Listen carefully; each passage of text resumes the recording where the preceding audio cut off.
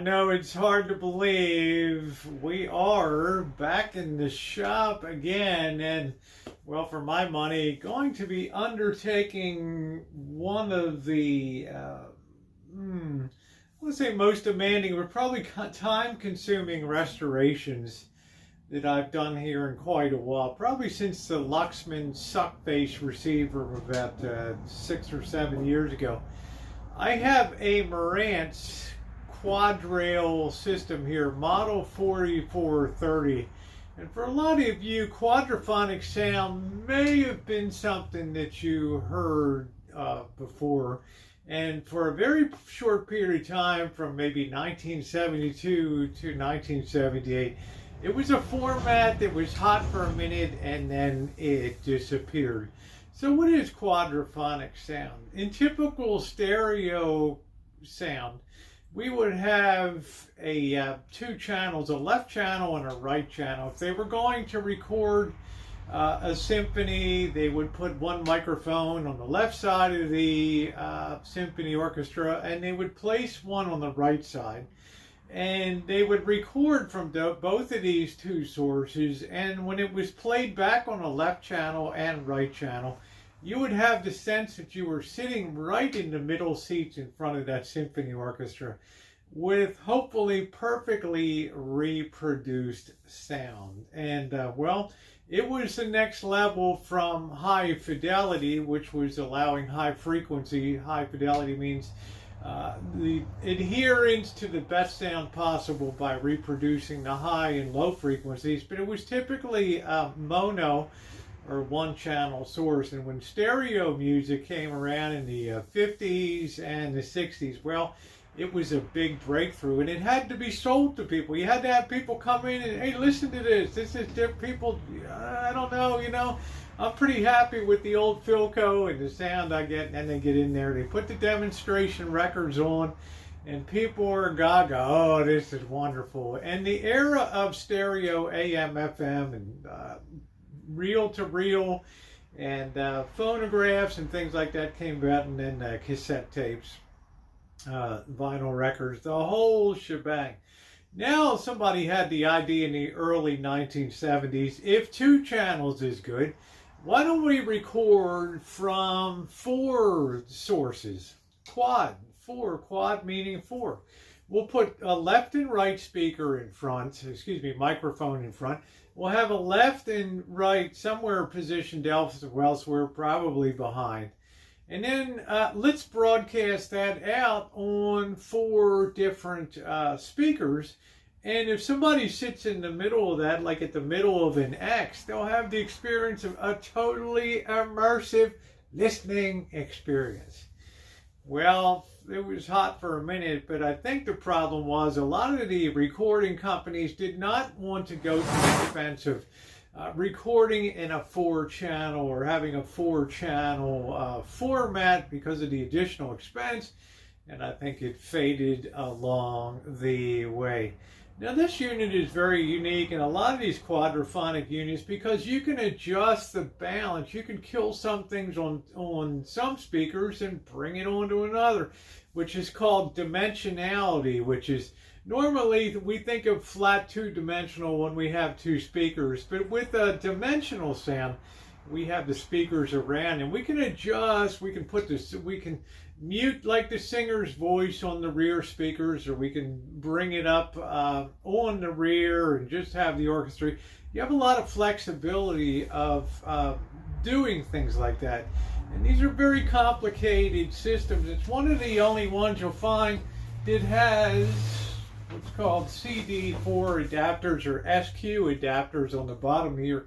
And these are things that were added on. You purchase these and then you would have that put onto your unit and manufacture. It was part of the process. So you would order the whole quadraphonic, but it was an adapter, and you could also do things with typical 2-channel stereo systems. This is really filthy dirty. I don't even know what shape it's in. We might get some sound, we might not. But I know one thing that we need to do is we need to inspect the unit. We need to see how it's lamped. But the first thing we need to do Come on in, we'll take a close look at the unit here before we do anything. We can certainly see you can certainly see the dust on top of this system. The model 4430, the quad rail 4 receiver. And in here we have phono, AM, FM, some of the things that we typically associate with any stereo. Multiple sources, tape, reel-to-reel decks. You could have other things too, cassette decks, things like that. Yeah, and this is where the magic happens in the mode here. And you have the discrete Very Matrix SQ decoder. You have 2-channel. You run it in 4-channel. Look, I'm not saying I understand a lot about it. I understand actually very little about it. I'm better on the hardware side, but well, we can mess around with it. Remote control. This was about a $500 unit between 1972 and 1978. We're talking about a unit that would be $2,500 if you were to put it on a same dollar basis. A very, very expensive unit. You can balance from the front to the rear. You also have front balance, rear. There's so many ways that you can shape the sound on here. The dimensionality is what I told you, that you can shape the sound with moving singers' voices where you want to the front and back. You have a lot of control over it, from what I understand. And then also we have the bass, the treble, the volume, and the power filtering for high frequency, low frequency. It's a heck of a beast, I will tell you guys. It is a real beast. So you can see that it's very dusty up here. It's certainly going to need to be cleaned. So I'm going to remove the cover. We're going to set that aside and we're going to take a look inside. Now before we do that, I'm going to give my standard caution. Okay, electronics, electricity can kill, for sure. And although solid state receivers and solid state devices use much lower voltage within the integral circuits inside of it compared to, say, vacuum tubes, which can use up to 300, 400, 500 volts, lethal voltages. The voltages are smaller, running around through transistors and things like that, because it's based on functionality. Okay, so just make it function just at very low levels of power. You save a lot of power. It's more efficient. But remember, there's still 120 volts AC running into the back of this. Okay, and if you're not familiar with electronics, then you should not even attempt to work on these units, because, well, you could electrocute yourself. Plenty of people have over the years, from television repairmen to tube radio people. Yes, it happens. So especially when you think you're confident and, well, you know it all, well, that's when you enter the trouble zone. So forewarned, forearmed. Let's just appreciate the unit and take it from there. Like any other project, we want to be very neat with the way that we keep all of the parts, particular to the unit we're working on, in one place. The sign of an ordered mind here. Now, with the cover off, I'm unplugging the unit. Power's been off. And inside, we can see a couple things that make this highly unusual.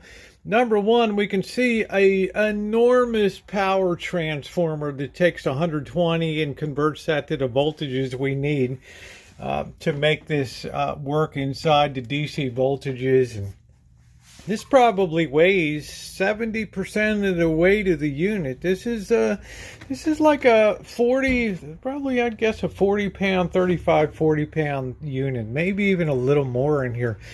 This is a very beefy transformer, and you want to make sure that you don't short anything out on there, because if you had to replace this, forget about it. You might as well junk the whole unit.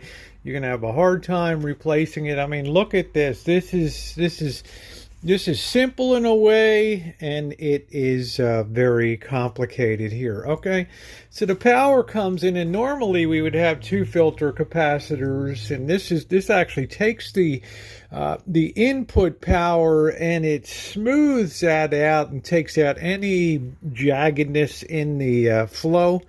of electricity and makes it ultra smooth to go into the systems where it's needed. But because we have quadraphonic, we have 4 of them. Left side, right side, left side, right side, front, rear. And we have the same thing here with the big output transistors here. Instead of 2 on each side, one for each channel on each side, two transistors. We have 4, and we have 4. So there's a lot going on here. These big beefy, I think these are Sylvanias here. Some are Sanco. This is Seneca. This looks like it's been replaced, because I look over here and I see that this is Sylvania here. So this lets me know that this unit has been worked on before, and we can balance the output here to the speakers. You have these bias adjustments and things like that here. And this is the incoming power supply board here. We're going to pay particular attention to this. We're going to replace these. Although these are very good, I think these are, Elna, which is very great quality for the capacitors. We're going to replace them and see what we can replace on some of these units, because when they blow, they can destroy the whole unit. So we're going to be paying special attention to this board, the power board here. Very, very special attention to that. And we're going to see about replacing down here, whether they're easy to access within the unit for the output transistors here, for the output power. These take a lot of, they're doing a lot in the system, especially when you crank the power up. This is the tuning board, tuning part of it, where we tune in signals. We're not going to really worry about this too much. This part rarely goes wrong. Most of these things are fixed in here. You might have a little bit of problem with age, but mostly things tend to stay and work pretty well on that unit. We have the actual tuning capacitors shielded underneath of here, so we're going to be careful about that. So what are we going to be trying to do? Well, the first thing that we need to do, and our goal today, is let's put a little power to the unit carefully here. Let's hook up a couple speakers. Let's hook up an antenna and see if we have a live unit here or we have a dead fish. This is called a variac, and you plug this into a grounded outlet, then you plug in your unit here. You can also, there's another thing too I'm not going to get into on it, but this allows you to slowly bring the power up on the unit in a safe way. If we were to say take this and just plug this in to the direct to the outlet, 120 volts would surge into this unit, and if there's any kind of short circuit, any kind of old capacitor, and let me tell you, I've had them blow up before in the shop. People will tell you there's a video explosion in the shop. Thank goodness I had safety glasses on. But the deal is, we want to bring up the power slowly to allow current to move through all of the circuits. It's very important to allow these capacitors to reform a little bit. These big gray looking things here, we want them to reform and sort of come back to life a little bit. So we want to do this very slowly and very carefully. I have speakers hooked in the back. I also have an antenna here. I don't know where we stand on the volume. I've got that turned all the way down here. The power is pushed in, so we're going to slowly, we're going to take this up to about let's take it up to about 50 volts here and see if we have anything here at all. And let's see, we got that pushed in. Let's give it a little more power. We'll take it up to about 70 volts here. And we can see that's actually starting to come to life. Our lights, that's a good sign initially. And as I'm turning the tuning wheel here to change stations, I can see that the signal strength is responding to that, which is a very good sign. And look, the stereo light came on. That's also a very good sign there. I know it's going to be a little hard to see because it's so dirty. And we are on FM. I'm not getting any noise at all though, because I need to make sure that I am sitting on the right. I got to make sure everything is right here, because quite honestly, I don't know what I'm doing on this unit. Okay, so all right, so I will be back. We're going to let this toast a little bit here, and then I'm going to take up the power full, and we'll see if we get anything out of the unit or if we have a dead fish. I'm up to about 110 right now, and I'm getting some noise here.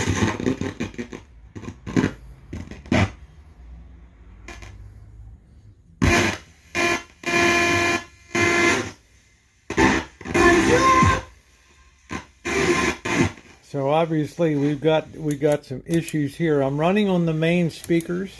I think I got this. That's mono, and then we're running the 2-channel here. Let's see what we got on AM. Your new from start to finish completely online with our exclusive no-brainer checkout. Happy February. So be happy. Spend more time. So we got, sometimes the sound comes out of this one, this big cathedral speaker, and sometimes it comes out of here.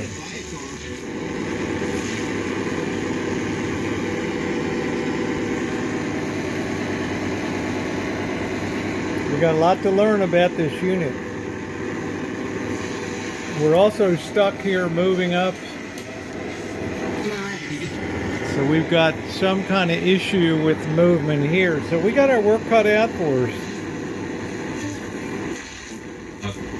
And can I just briefly mention a couple of other perhaps entertainment and lodging stocks? Wynn, MGM Resorts up 6.4%. Yes, gaming stocks, but Wynn also up by 4.6%. Didn't you hear me talk about them earlier? Yeah, we're just gonna make sure before I make any conclusions, I gotta make sure the speakers are all correct.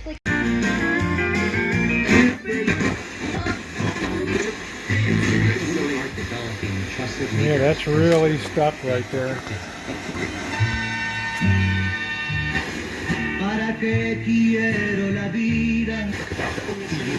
That's gonna have to be worked on. Plus, we're only getting one side here.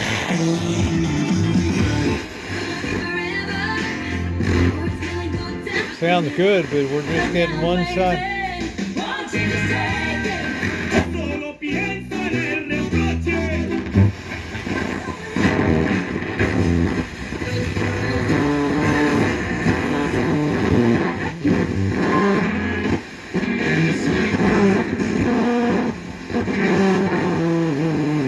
Let's try another combination of speaker input back here. We got plenty to choose from over on this side there. Now here it seems like I put them on the rears in the back. I hooked it on the rear down there. I heard a little bit of popping, so I'm going to be very careful here.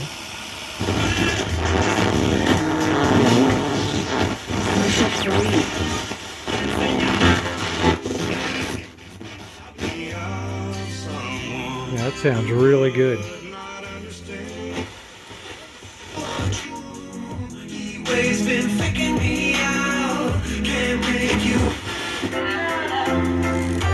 Man, that sounds good.